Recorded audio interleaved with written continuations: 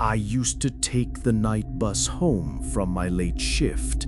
It was always nearly empty, just a driver too tired to care, and me sitting in the back where the fluorescent lights flickered the least. Last Tuesday, the bus pulled up as usual, brakes hissing in the dark. I stepped inside, tapping my card, and noticed something odd. The driver didn't look at me. He kept his eyes locked on the road, even though we weren't moving yet. His hands gripped the wheels so tight his knuckles were bone white. "Late again," I muttered, trying to ignore him. The bus groaned forward. Street lamps smeared past the window like melting stars. Normally, there would be at least one or two passengers, someone hunched over their phone, a drunk trying not to pass out.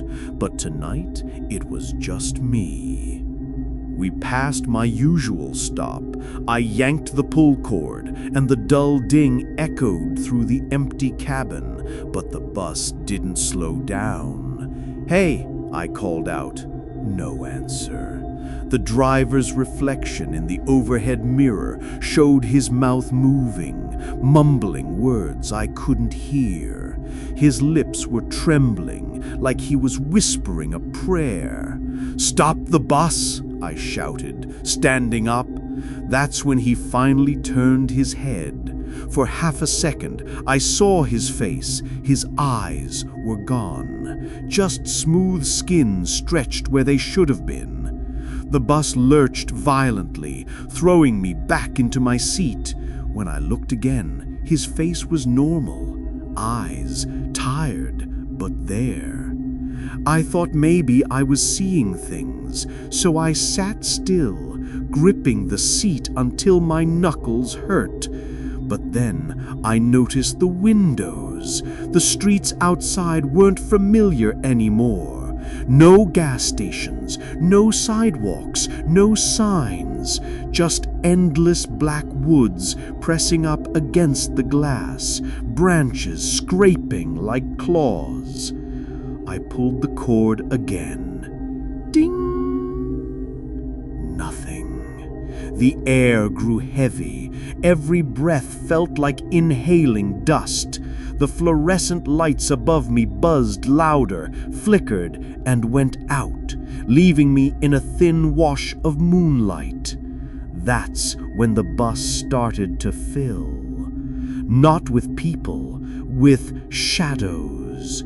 They slid in through the cracks of the windows, tall and crooked, like figures bending themselves to fit inside. They didn't make a sound, but I felt them watching me. I ran to the front, reaching for the driver, but his seat was empty.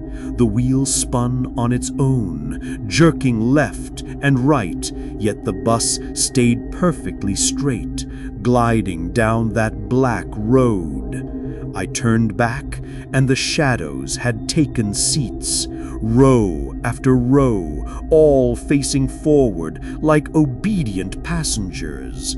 Their heads twitched whenever I moved. I wanted to scream, but my throat locked up. I pressed the red emergency exit button. Nothing happened.